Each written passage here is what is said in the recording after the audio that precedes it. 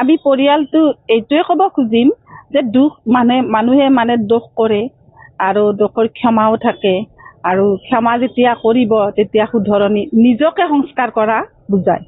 আমি যিহেতুকে ব্ৰাহ্মণ পৰিয়ালৰ সদস্য আৰু ব্ৰাহ্মণৰ সন্তানবিলাকক যেতিয়া লগুণ দিয়ে উপনয়ন বুলি কোৱা হয়। আমি আচলতে বিতৰ্কটো অন্ত পৰাটো তেতিয়াই বিচাৰিছোঁ। আমি পৰীক্ষাৰ দিনাখনে যেতিয়া আমাক প্ৰশাসনে সুধিছিলে, মোৰ ল'ৰাই কৈ দিছিলে যে এইটো ক্ষমা কৰি দিছোঁ, ইয়াত কোনো ধৰণৰ তেওঁলোকৰ চাকৰি বা তেনেকুৱা সংক্ৰান্তত কেতিয়াও কোনো ধৰণৰ হেম্পাৰ হ'ব নালাগে। আজি আমাৰ এটাই ভাল লাগিছে যে তেওঁলোকে আহি মন্দিৰৰ ওচৰত ক্ষমা খুজিছে। ভগৱানতকৈ ডাঙৰ বস্তু একো নাই। হয়, সিদিনাখন একচুৱেলি আমি তাত ডিউটিত আছিলোঁ। তাতে পোনপ্ৰথমতে মই সমূহ হিন্দু সমাজ আৰু ব্ৰাহ্মণ সমাজৰ ওচৰত মই ক্ষমা বিচাৰিছোঁ। আমি বহুত অনুতপ্ত।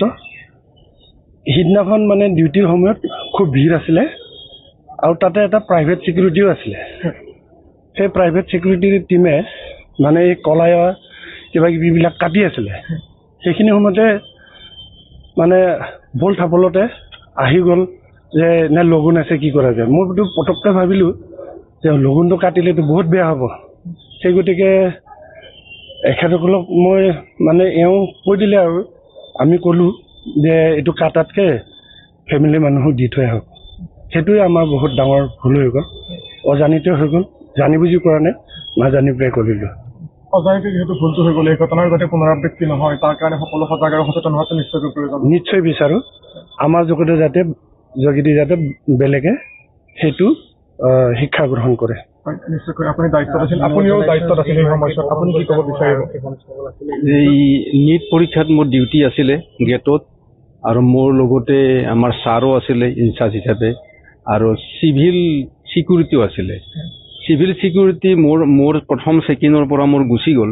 চিভিল ছিকিউৰিটি যাই গম পালে কি বোলে লগুণ আছে। তাৰপিছত মোক ক'লে লগুণ আছে ছাৰ, কি কৰা যাব?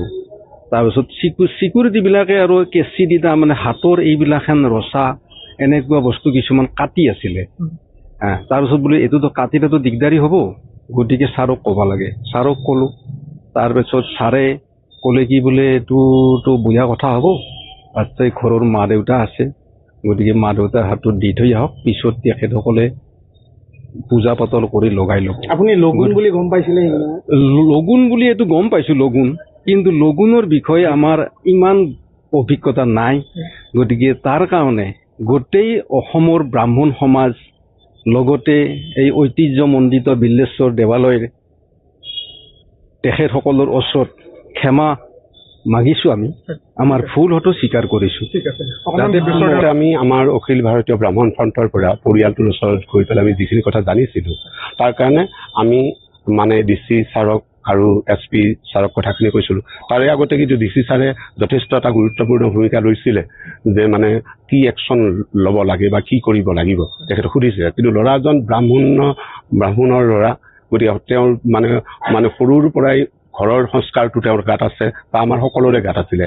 গতিকে তেখেতৰ কথা শুনি প্ৰথম ল'ৰাটোৱে কৈছে যে তেখেতৰ যাতে চাকৰিত কোনো ধৰণৰ অসুবিধাৰ সন্মুখীন তেখেতে হ'ব লগা নহয়, আৰু লগতে এইটো কৰিব লাগিব যাতে ভৱিষ্যতে এই কৰ্মকাণ্ডটো যাতে ভৱিষ্যতে ঘটিব নোৱাৰে।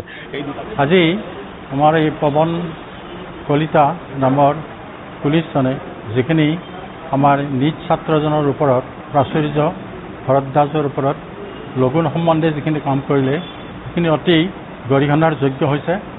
তেখেতে এইখিনি জনা উচিত আছিল যে এজনী ছোৱালীক অধিবাসৰ দিনাখন, জোৰোণৰ দিনাখন অকণমান সেন্দুৰ পিন্ধাই দিয়া হয়। সেই সেন্দুৰখিনি তেওঁৰ কাৰণে গোটেই জীৱনৰ কাৰণে এটা অমূল্য সম্পদ। ঠিক তেনেকৈ এনেইতো বজাৰত সেন্দুৰ কিনিবলৈ পোৱা যায়, কিন্তু সিদিনাখন দিয়া সেন্দুৰটোৰ মূল্যটো বহুত বেছি। তেনেকৈ ল'ৰা এজনক যেতিয়া উপনয়ন দিয়া হয়, সেই উপনয়নৰ মূল্যটো সেই লগুণদানৰ সময়ত বহুত থাকে।